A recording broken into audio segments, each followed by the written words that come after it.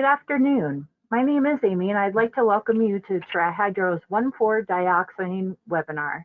Today's session is titled State of Knowledge and Advances in 1,4-dioxane Groundwater Remediation. We're excited to get started, but first I'd like to share a few housekeeping items. All attendees are in listen-only mode. If you have questions at any point, please use the question box in your GoToWebinar attendee panel. We've dedicated a portion of today's session for Q&A, and we look forward to addressing questions after our speakers present. If we don't get to your questions in our time together, we'll answer them directly via email after the webinar. Additionally, you'll have the opportunity to complete a short survey when you exit the webinar. It should take just a minute, and your responses are very important to us and help us create valuable webinar experiences for you in the future.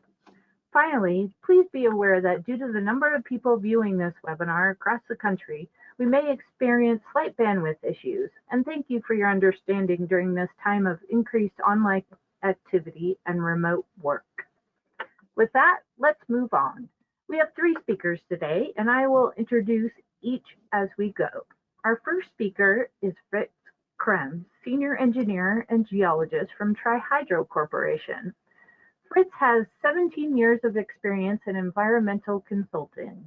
He is Trihydro's subject matter expert on 1,4-dioxane and is a sub-team lead in in-situ remediation on ITRC's 1,4-dioxane team. His expertise includes conceptual site model development and evaluation, remediation technology selection, design, and implementation, remediation hydraulics, and remedy optimization. Fritz, I'll turn it over to you. Well, thanks so much, Amy.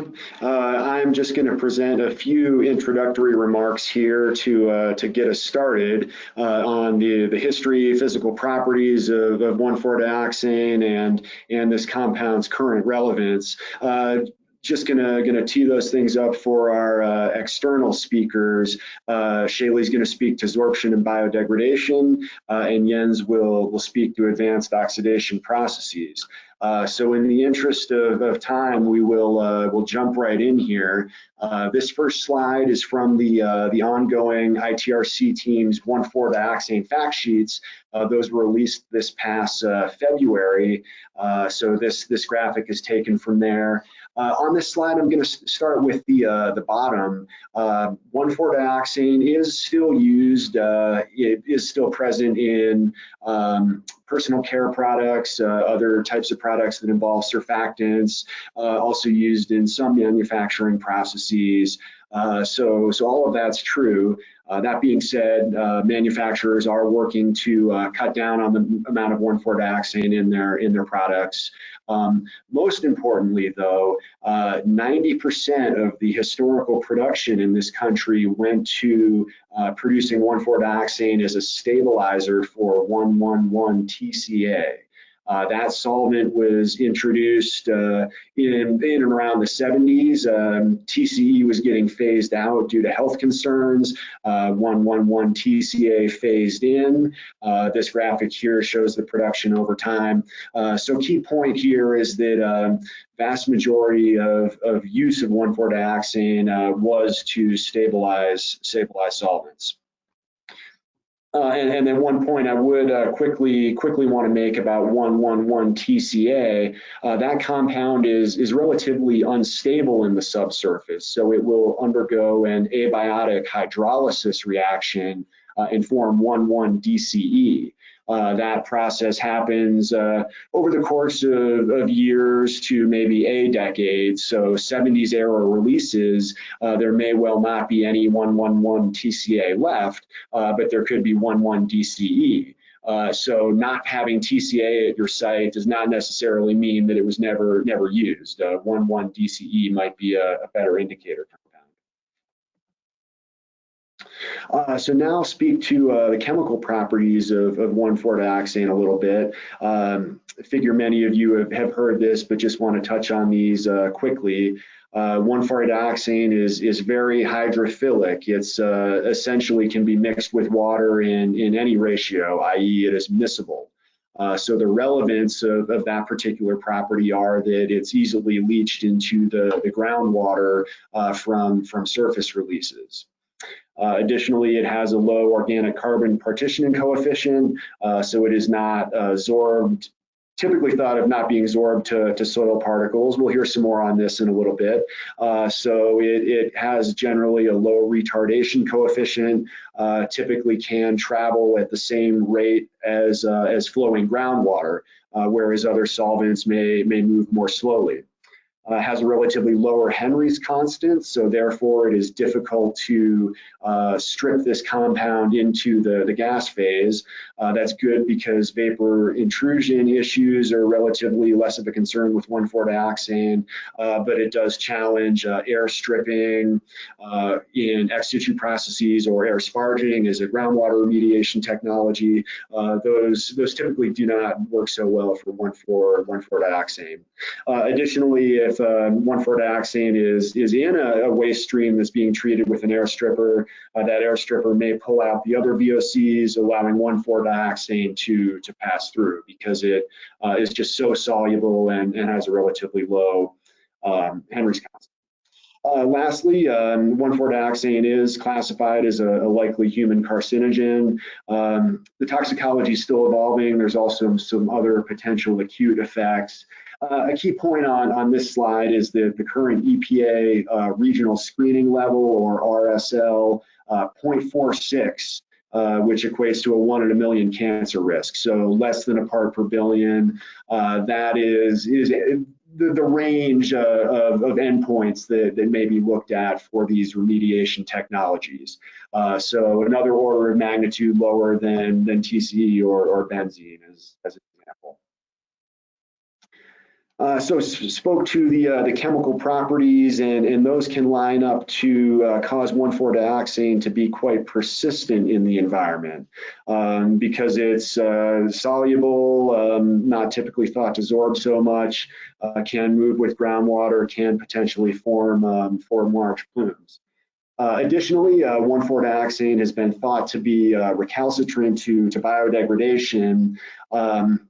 Spoiler alert, we have an internal expert joining us in just a few minutes who's going to share a lot of her and her collaborators' research showing that that's not the case. That view is a bit outdated at this point, but depending on what guidance documents you're looking at, you may hear about recalcitrance to biodegradation.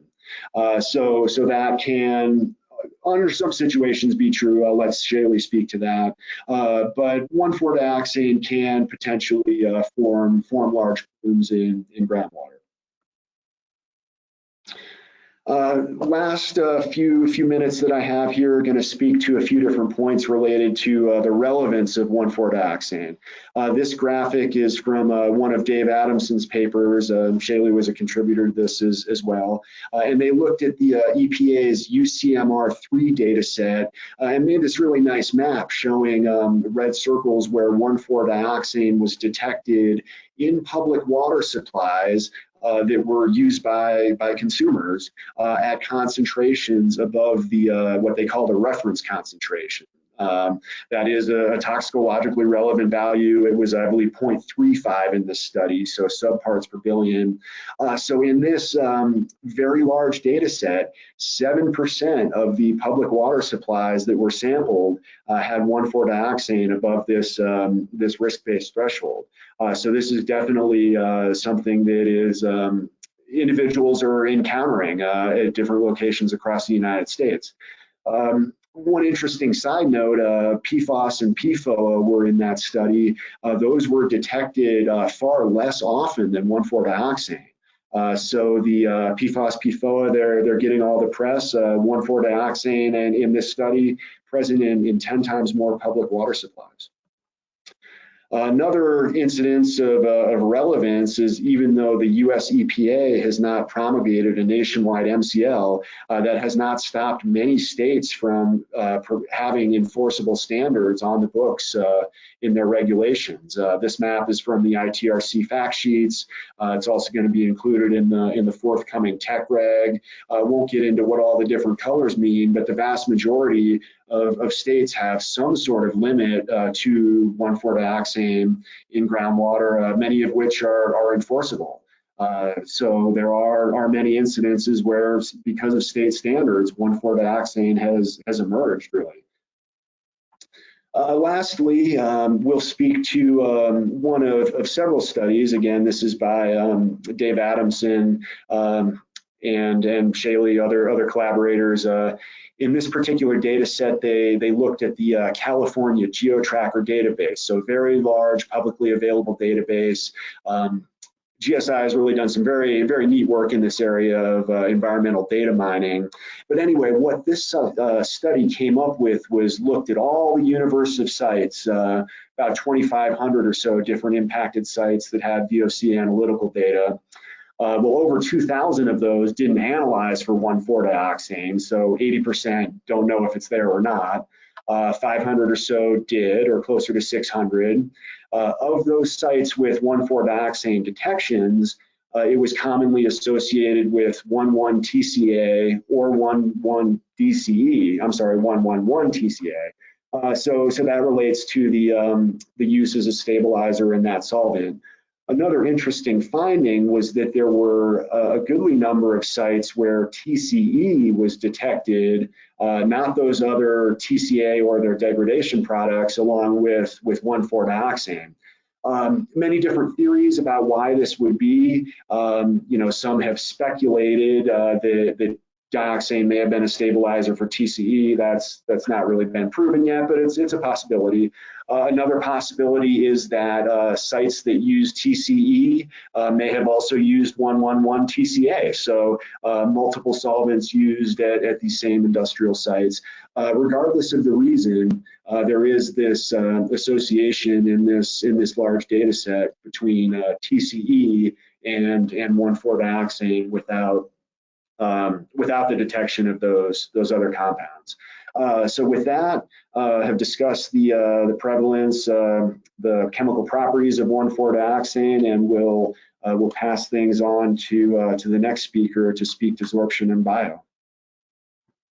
Thank you, Fritz.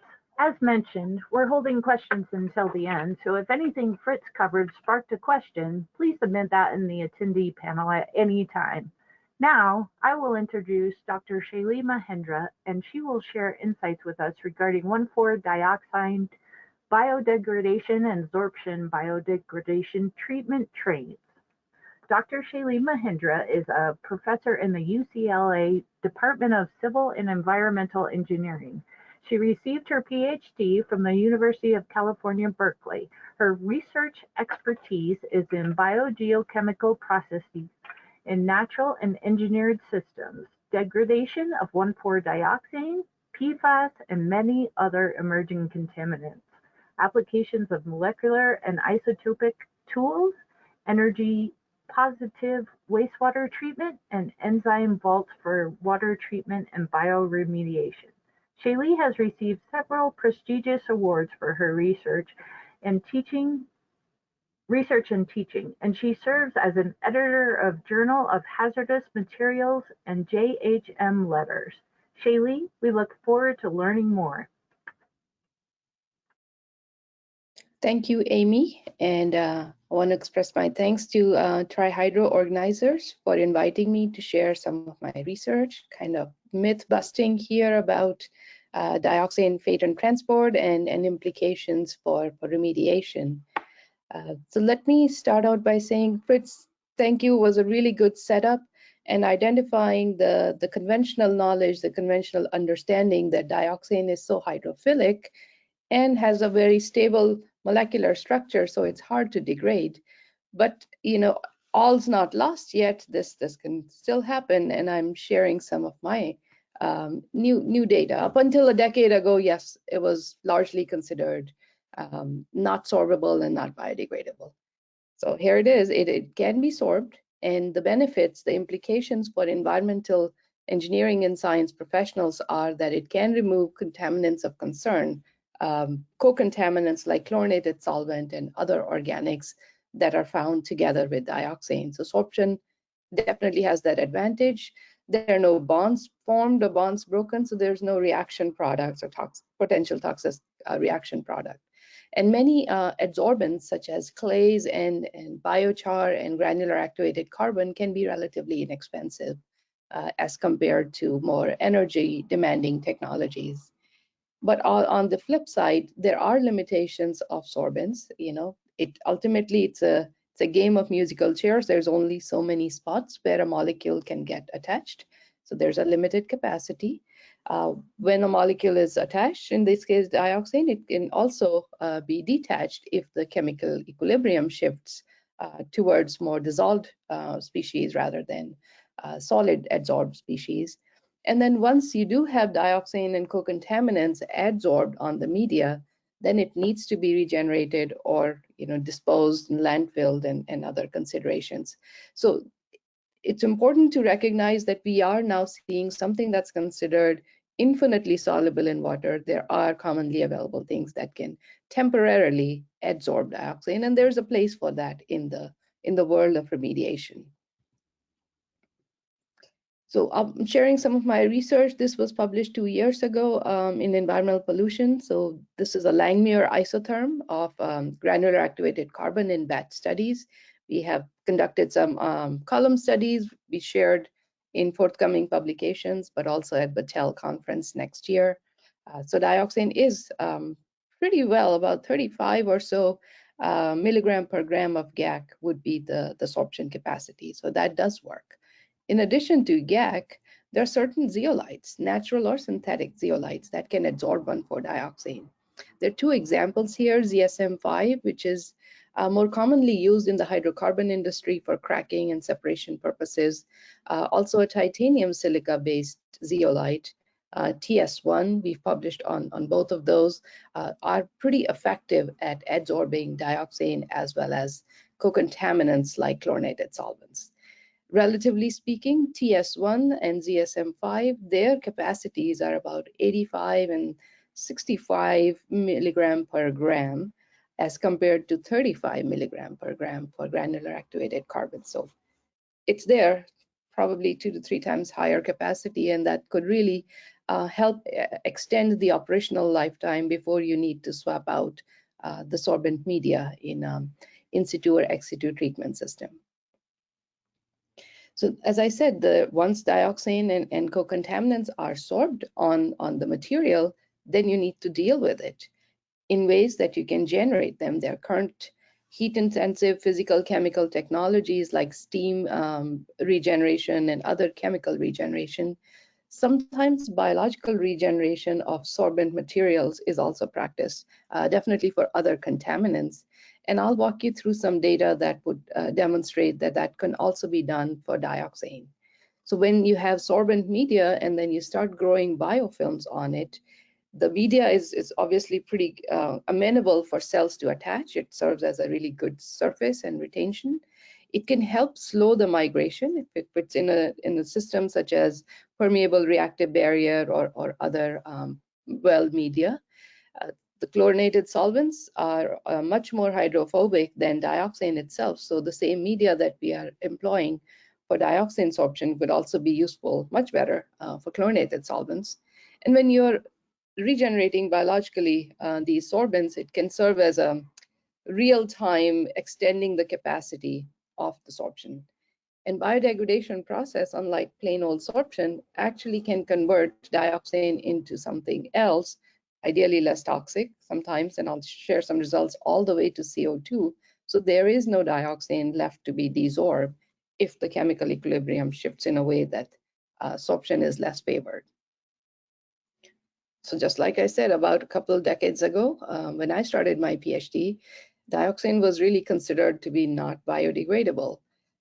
It's not as common as, say, petroleum hydrocarbons and other things, but there are increasingly available studies, both lab-based and field-based studies that provide evidence. So we are working towards getting that critical mass that, yes, under certain conditions with certain types of aerobic bacteria and fungi, dioxane can be degraded. And there are some mixed communities which have been partially characterized in industrial sludge settings, environmental settings, Abiotic treatment and biological treatment trains have been reported. There are enhanced biodegradation field efforts, which involve biostimulation with substances like methane and propane, which induce co-metabolism. And then there have been efforts of bioaugmentation with the kind of organisms. On the bottom, you see on the very left that Pseudonocardia dioxane evorans, CB1190, something that I isolated and characterized and continue to work with. There's a fungus here. There's lots of microcosm studies. M&A is becoming increasingly acceptable. A quick note to distinguish the metabolic versus co-metabolic processes. When we refer to metabolic, it's more like growth supporting. So the reaction that takes dioxane and converts it to CO2, that provides energy and carbon for the growth of the cell itself. So that's desirable. The cell is happy. In nature, sometimes the same enzymes that were produced by these bacteria, by these organisms, to degrade something else for their benefit can also accidentally degrade contaminants such as 1,4-dioxane and chlorinated solvents and others. So the reaction definitely proceeds, but it doesn't really support the growth of the cell. And that's what we refer to as non-growth supporting or co-metabolic. But it is very relevant in environmental engineering and other industrial applications. What happens when dioxane is biodegraded? So this is a condensed pathway that's carried out by CB1190 and many other aerobic monooxygenase expressing bacteria. As you can see, some relevant enzymes in the early part of the reaction that catalyze these reactions are monooxygenases. And they break this cyclical ether bond structure. And once it's unraveled, the rest of the reaction becomes pretty easy. Good thing is there is no smoking gun. There's no vinyl chloride of dioxane that's been identified yet. Under metabolic conditions, there is some accumulation of HEAA, beta hydroxythoxyacetic acid, under co-metabolism, which is in some studies suggests slightly more toxic than dioxane itself, but compared to some of the other NDMA and MTBE and other things, still somewhat manageable. In the overall scheme of things, something not to be ruled out.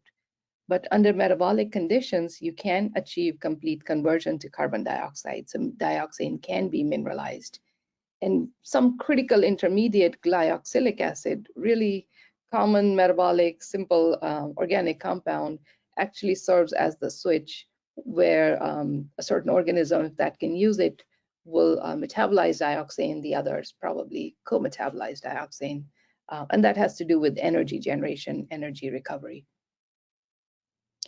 So what we did was, I showed you dioxane can be sorbed, I showed you dioxane can be biodegraded. What if we combine these two? So I'm showing data in which I have time on x-axis in days and concentration of dioxane on the y-axis. On the left figure, it's a wastewater, so we have tens of milligram per liter. In groundwater, single-digit milligram per liter. That's the kind of groundwater sample we had access to back then when we did these studies. So when dioxane exposed to bioGAC media, it rapidly sorbs and then it sort of flattens out, as you can see in the open diamonds on both plots. In the triangles, these bioGAC or these GAC systems had CB1190 biofilms growing on it, and they continued to metabolize dioxane. So the lower concentrations were achieved. And the other benefit was that it was not reversible. Dioxane is converted to CO2, so there's nothing left to recontaminate finished waters. So there's evidence that you can combine two processes that we thought didn't occur in nature at all. Not only they do individually, but together they're even better. So that's an advantage. And if we do subsequent washes, abiotic GAC eventually would desorb dioxane. So you can have a slug of dioxane released if it's not replaced and regenerated in time. BIOAUGMENTATION GAC can continue to produce really low concentrations and basically regenerate the carbon in situ or in real time, but also convert it to CO2. So there's less risk of reversibility absorption. Like Fritz mentioned, dioxane is found in contaminated sites along with chlorinated solvents because of their history of use and disposal.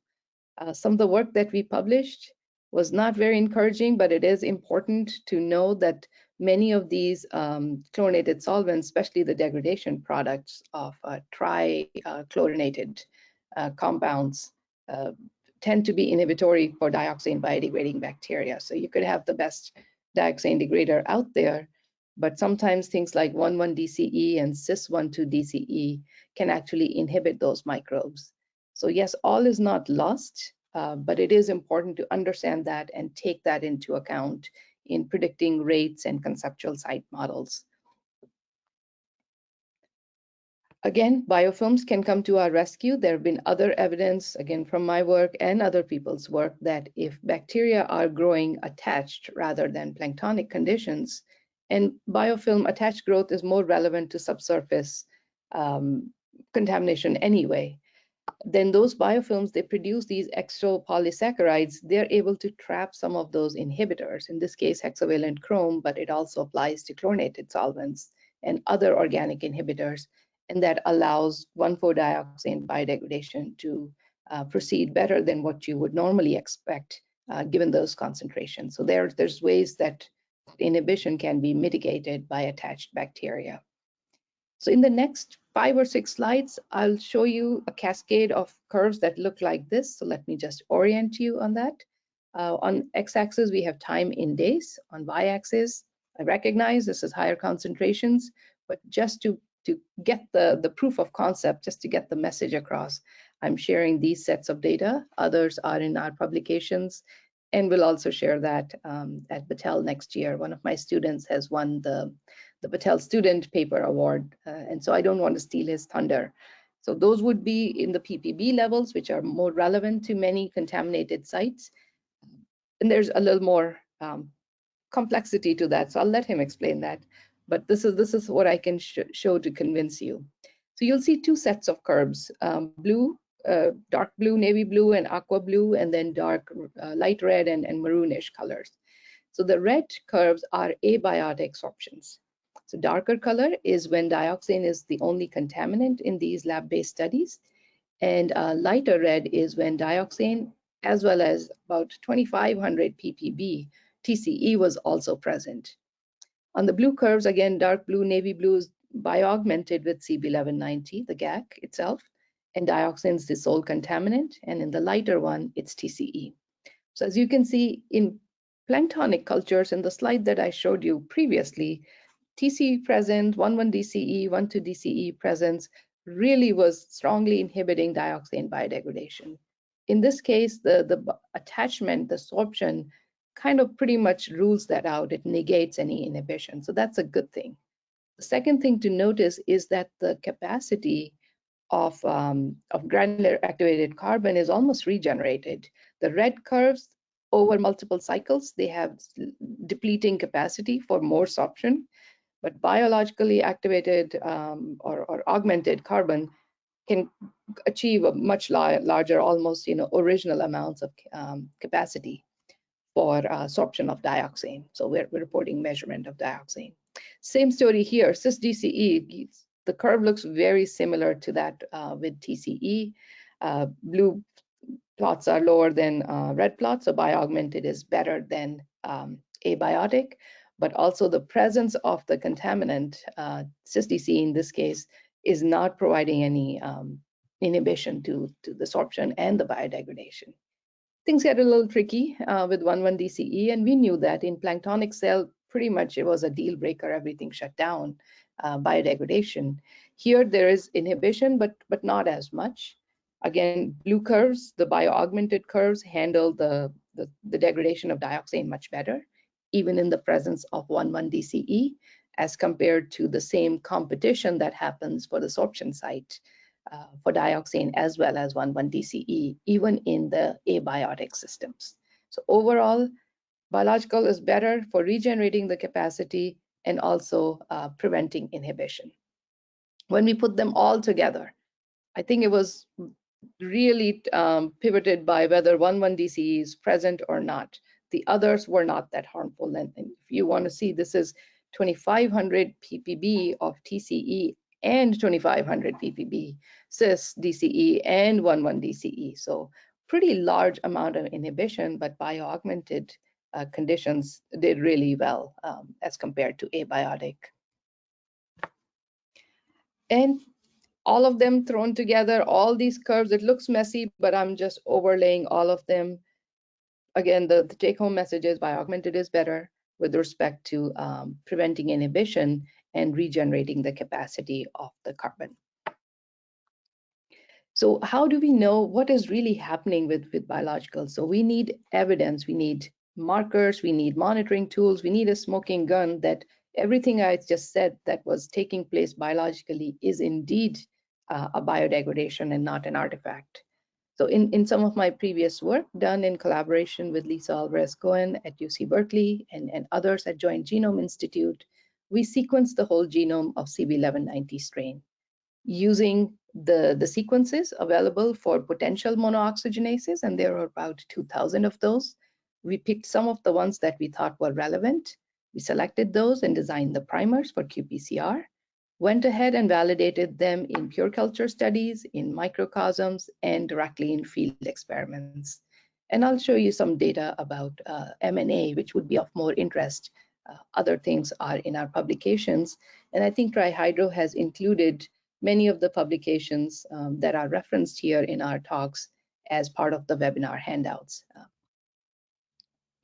So unlike what we know about biomarkers for chlorinated solvents, reductive dechlorination, it's about the individual kind, the group of strains, a really strong, small boutique type of strains, Dihalococoides, Dihalogemonas, Dihalobacter, and the gang.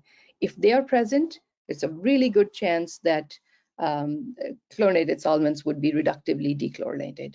We tried to do that. We tried to focus on the identity of the organisms that are known to metabolize or co-metabolize 1,4-dioxane, and we found that they were spread kind of uniformly all over the tree of life within the clade of bacteria. Then we rather said, instead of focusing on the identity of the bacteria, let's just focus on the gene, the functional gene biomarkers. And they tend to be a lot more concentrated. The organisms that co-metabolize dioxane after growth on things like methane and propane and toluene and phenol, they were still spread again in a much smaller area, part of this tree of life. But all the ones that have been reported to metabolize dioxane are on this single branch, this purple one over here. So we thought it's a great way to go after, just focus directly on the function rather than the name of the organism that may or may not be the one relevant at any given site, which is carrying out dioxane biodegradation. So we used that. We did a bunch of lab studies and microcosms like I talked about, but we were collaborating with Golder Associates on a different site where they had historical evidence that dioxane was going away. It was a mixed contaminant plume. CVOCs were not detected, but there were other organic compounds, and the dioxane concentrations range from 85 to 500, depending on where they collected the samples from. They had other tools to investigate the site, try to understand what's happening, but we really suspected that there was natural attenuation taking place. And we used that opportunities to ask the question, can the biomarkers I just developed using the genome data for CB1190, can they serve to provide evidence of natural attenuation?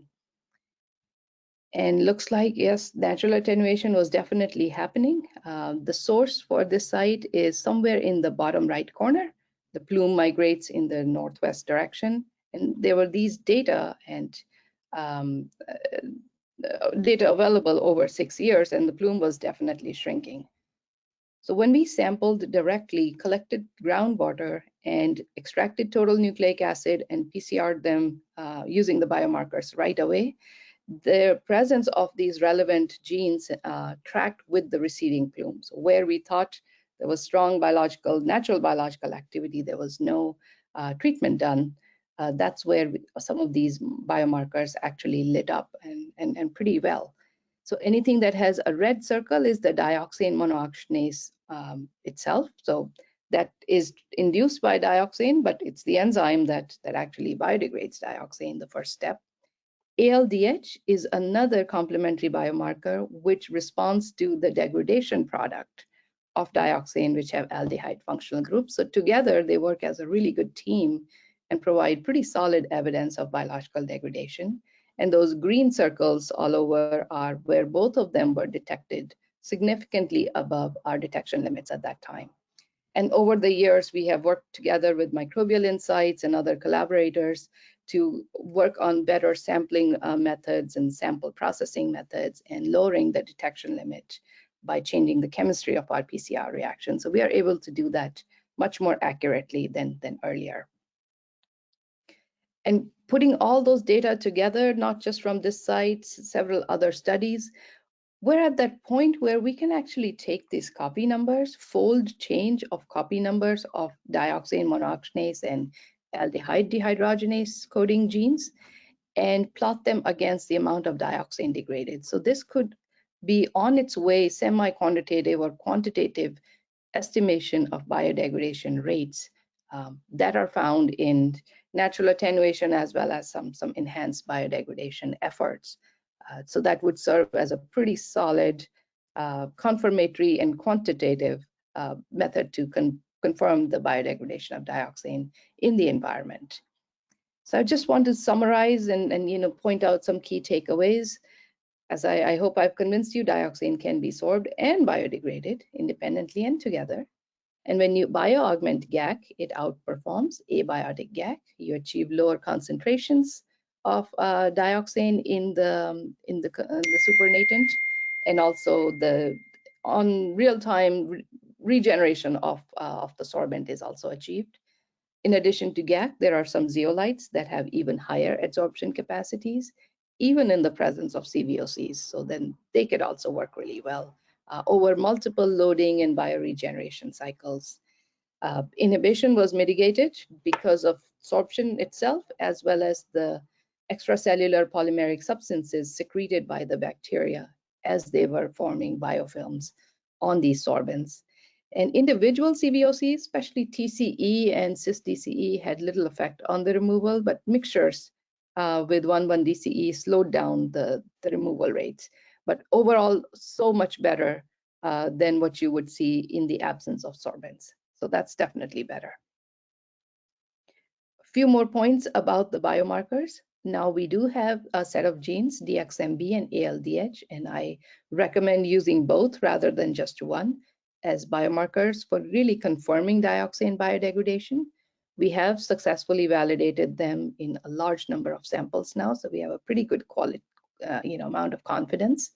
That expression, to be perfectly honest, can be influenced by environmental factors, so we just need to take that into account when interpreting those biomarker data. When we analyzed DNA from groundwater or biotraps, we were able to identify some indigenous, previously unidentified dioxane metabolizing microorganisms. Even if you can't isolate them, even if you can't put a name on them, but we know they have the right functional genes that can carry out natural attenuation. So that's important for assessing a site prior to setting up a treatment system, monitoring it as bioremediation is in progress, but also post-remediation after active treatment ceases into the monitoring phase. So all of those times have opportunities for using these biomarkers for assessing biodegradation. A last point, and this is something I get asked all the time, can you have biomarkers for co-metabolism? As I said earlier, co-metabolism is a biological accident, so you really can't design for it. But statistically, because co-metabolism of dioxane has been shown by propane oxidizing and toluene oxidizing and methane oxidizing, ethene oxidizing bacteria, so if those genes can be amplified and confirmed, it's a reasonable probability that dioxane and CVOCs are being biodegraded, but at best it's indirect. It cannot be direct just by the nature of the co-metabolic process, but it would still be valuable as one of the lines of evidence to support dioxane biodegradation. With that, I want to just stop and just recognize all my collaborators and sponsors who supported us throughout this research. I'm going to hand it over to the next speaker then. Thank you, Shaylee. As mentioned, we're holding questions until the end, so if anything Shaylee covered sparked a question, please submit that in the attendee panel. Now, Dr. Jens Blodevogel will share insights with us regarding information such as abiotic technologies that degrade 1,4-dioxane when bioremediation is challenged. Jens holds a PhD in environmental chemistry from Colorado State University and a diploma in environmental engineering from the Technical University Berlin. Jens's research revolves around the fate of emerging contaminants and conducting laboratory and field-scale experiments to elucidate their degradation in both natural and engineered systems. He's developed sustainable water treatment technologies, theoretical models for contaminant degradation prediction, and various advanced analytical methods with a focus on high-resolution, accurate mass spectrometry. He's currently working on solutions for managing PFAS, 1,4-dioxane, nitroaromatic compounds, perchlorate, and oil and gas produced water. Jens, take it away. Thank you, Amy. Yeah, so Shaylee has basically just presented two rather low-cost options, sorption and biodegradation. And if these processes work, then they're often the go-to processes that we use at contaminated sites. However, there are cases where maybe harsher treatment technologies are necessary, for instance, when receptors are threatened or when these processes are inhibited by co-contaminants such as chlorinated solvents. And then you have another option, and those are advanced oxidation processes. And cost-wise, they are certainly higher than what we've just seen, but again, sometimes simply necessary. So the classic advanced oxidation processes use technologies and chemistry that generate OH radicals. And classically, this has been provided by the use of hydrogen peroxide, H2O2, and for hydroxyl radicals to be generated, because these are the species that really oxidize the 1,4-dioxane and mineralize it. The H2O2 needs to be activated, or in other words, it needs to be split homolytically into OH radicals, or two OH radicals. And you have a couple of different options here. The first option is ferrous iron, and this is the classic Fenton's reagent. Now, ferrous iron occurs naturally in a lot of subsurfaces, so you can actually do this process in situ too. The only thing to consider is that ferrous iron is really only soluble at low pH. And low pH is often something you can't do in situ. So in this case, if you want to do the reaction at circumneutral pH, for instance, you can do that. You would have to add a chelation agent to your solution, such as citrate, to keep the iron in solution. Another combination for H2O2 processes is the use of UV light. UV itself is not very efficient for direct 1,4-dioxane photolysis. There is emerging evidence that vacuum UV may be very efficient and also energy efficient.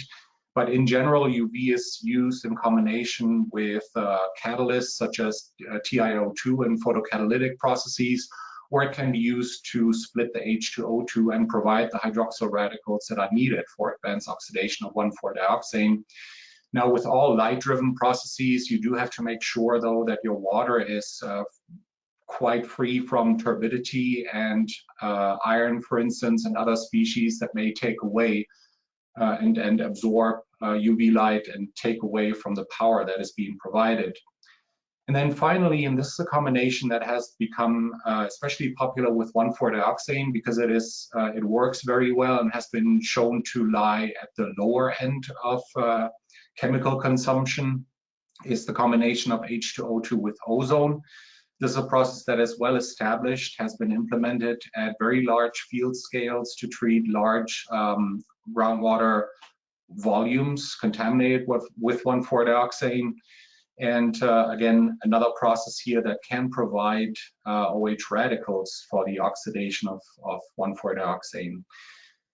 These are, again, the more classic processes. There are also somewhat more modern persulfate-based processes. Persulfate is a somewhat newer oxidant in the world of advanced oxidation processes that can be applied in situ. So it's a chemical that can be injected into groundwater and distributed there passively with groundwater flow, for instance. But just like H2O2, it needs to be activated first. And again, you have several options here. It can be activated by ferrous iron. It can be activated by even zero-valent iron. If you have a barrier at your site, for instance, can be activated by UV, by pH, and also as a combination by H2O2. And the difference here is that persulfate also homolytically splits into two sulfate radicals.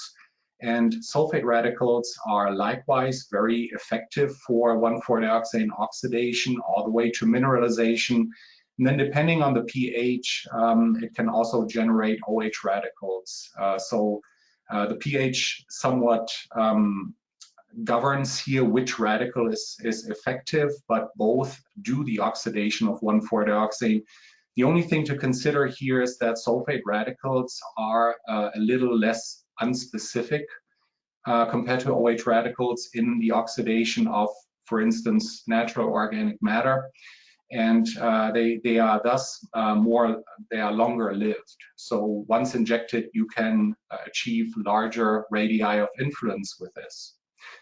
And since I just mentioned it, the oxidation of organic matter is something you always have to consider when you inject strong oxidants into the subsurface, because it will take away from your oxidizing power.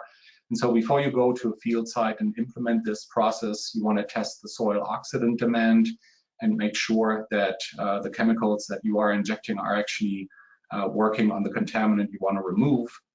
And then finally, as with all injection-based remediation processes, heterogeneities of the subsurface, of course, challenge these processes.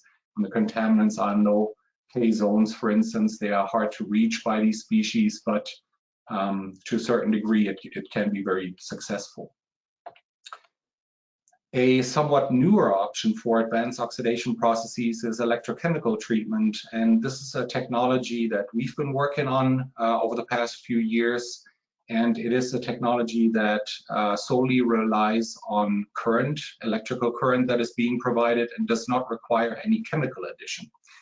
So in electrochemical treatment in general, you can do advanced oxidation processes at the anode, such as mineralization of 1,4-dioxane, but you can also do advanced reduction processes at the cathode, such as reductive dechlorination of chlorinated solvents. We just heard that these are very relevant at 1,4-dioxane contaminated sites because they may inhibit biodegradation processes. Electrochemical processes can basically break down any organic contaminant, so they have become somewhat popular with PFAS, destructive PFAS treatment too. They're very flexible in the implementation. They can be installed as ex situ treatment in form of a reactor, and we've done this, but they can also be implemented in situ treatment, and I'll give you a little flavor of that on the next slide.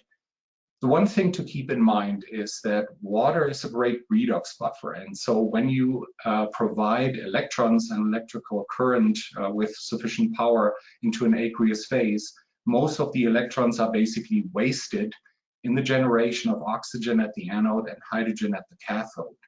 So to make this process more efficient, we thought we're going to team up with Shaylee's team at UCLA and combine this technology with biodegradation, where the oxygen can be used by aerobic bacteria such as Pseudonocardia to help with the degradation of 1,4-dioxane. And so Shaylee and I have been developing this new technology called bioelectrochemical treatment for 1,4-dioxane.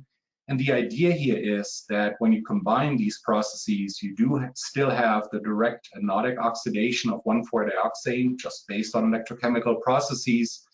And you can at the same time remove inhibiting co-contaminants such as chlorinated solvents. But in this case, first of all, you have the oxygen that's being generated that can be used by CB1190 for metabolic 1,4-dioxane biodegradation. and also that the electrochemical processes open the ring of 1,4-dioxane and provide growth substrates, intermediates basically, that are much easier for CB1190 to grow on basically, or to gain energy from than from 1,4-dioxane itself.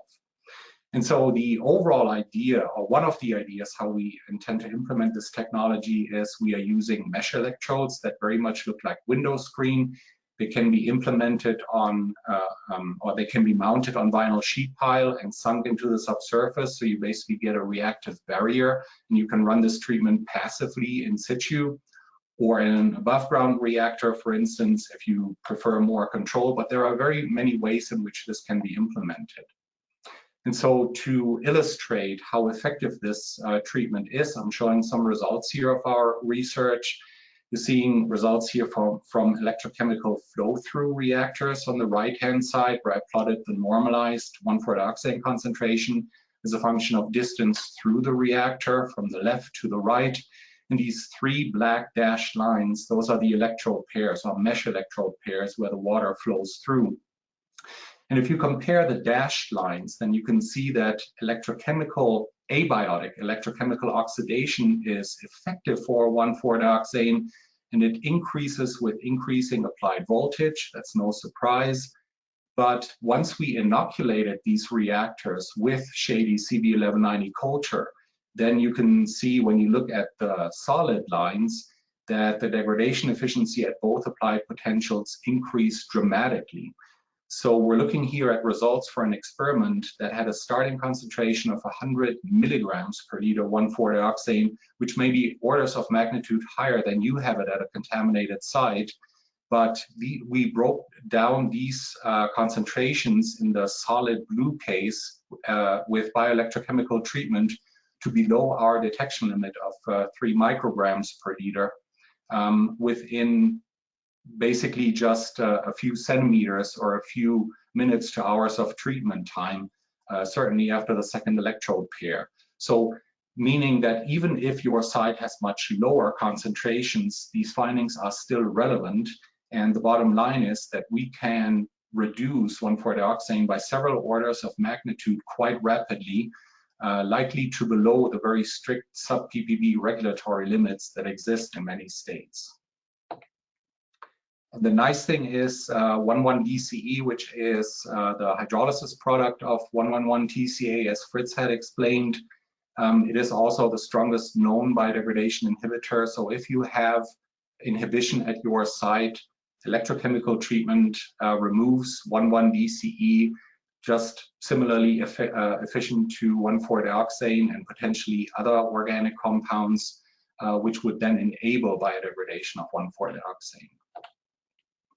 So to evaluate the efficiency of these processes, we look at capital costs and operational costs. And the major capital cost driver are these electrodes. The electrodes we use are dimensionally stable electrodes, so they work for months, definitely for several years sometimes. They don't dissolve. So you have an initial investment you have to make into these electrodes. And then in the top right corner, what you can see when you compare all these columns is that if you use bioelectrochemical oxidation as opposed to abiotic electrochemical oxidation only, you can save over 90% in the cost. And in this case, you can also see that at the higher potential applied, we can make more savings here at more power. And then likewise, if we look at the operational costs, those are driven by energy consumption. Again, we can reduce operational cost through the combination with biodegradation processes by more than an order of magnitude, or over 90%. In this case, the higher potential is not necessarily more efficient than the lower potential. They're pretty similar. But again, bottom line here, bioelectrochemical oxidation saves you over an order of magnitude in cost. Whether you use a lower voltage or a higher voltage, that depends on many site-specific factors. So if you do want to take this technology to the field, there is some pre-testing you want to do, just as with other chemical oxidants too. And this is basically where we are with the development of this technology. We're at the field scale right now, and we're testing this technology on the path of scale up to full-scale implementation. And so with that, I'd like to thank my sponsors here and also the many students and postdocs who have worked with me on this. And then I'll pass it back to Amy, and I think we can go into the Q&A section. Thanks, Jens. Remember, if you haven't already submitted your questions, please go ahead and submit them in the Q&A or the questions panel on your GoToWebinar. Now it looks like we have a couple of questions that have come in. The first one I'd like to open up to the panel. Feel free to answer as you wish. Is any technology, biological or abiotic, considered best available practice for 1,4-dioxane in water streams?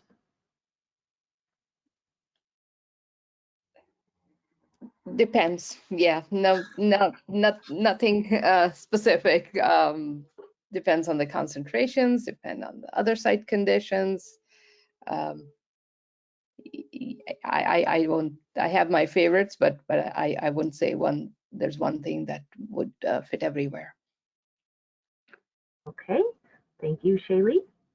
Another one open for the panel. Are the absorption and degradation approaches discussed being used at a field scale? If not, would there be scale-up issues?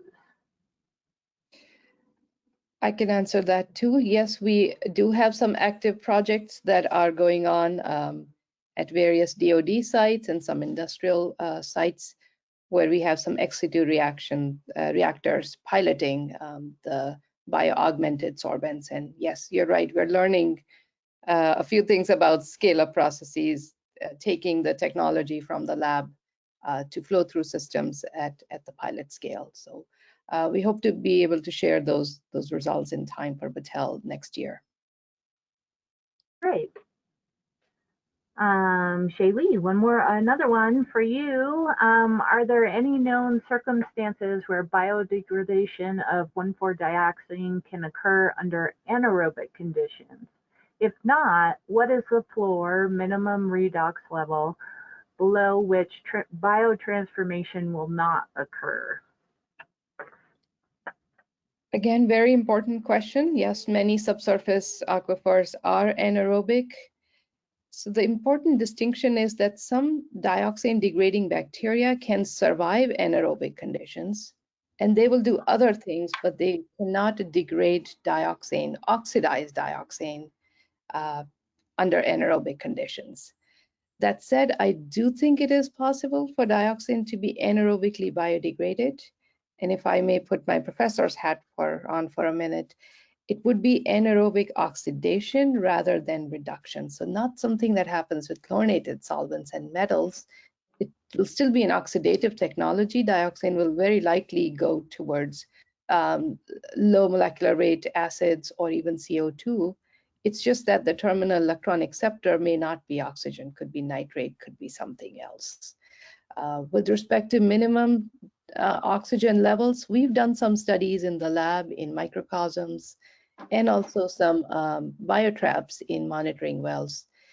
And I don't want to pinpoint a specific DO level, but something in the range of 3 milligram per liter. So saturation is definitely not needed. 3 to 4 milligram per liter, based on my experience so far, ought to be enough to power aerobic dioxane biodegradation under certain conditions. Shaylee, if I may add an observation from our experiments, it's very hard to remove oxygen from water. And so our objective in the control columns without oxygen, they were still run with somewhere between 1 to 2 milligrams per liter of dissolved oxygen. And we still saw aerobic biodegradation of 1,4-dioxane. So you're absolutely right. It can be well below saturation. Thank you. Thank you both. I think we have time for one more question, again open to the general panel. Are you seeing many 1,4-dioxane sites that are nothing but 1,4-dioxane at a low ppb concentrations? Fritz, do you want to take that? I mean, I think my answer to that would be no. There's typically something else out there. I mean, these chlorinated solvents that 1,4-dioxane is associated with, those certainly can be recalcitrant in the environment as well. So 1,4-dioxane purely by itself would be relatively uncommon in my opinion. Thank you, Fritz. If I may just add to that, the source may not be dioxane free of other co-contaminants, but because dioxane migrates faster than associated chlorinated solvents, under certain conditions, you could have the leading edges that would have, I wouldn't want to say pure for a contaminated plume, but more dioxane and really low concentrations of TCE and TCA and some other chlorinated solvents. Yeah, good point. Great, thanks for that insight. Well, we're reaching our end of our time. If you have additional questions, please be sure to fill out our exit survey. There's an opportunity in there to request one-on-one follow-up time with us if helpful. Also, please be aware that a recording of today's webinar, along with the PowerPoint slides and handouts, will be delivered to your inbox tomorrow. Thank you for joining us today. Thank you so much to all of our speakers today and all your valuable information you delivered. Everybody, stay well. Take care. Thank you. Take care, everyone.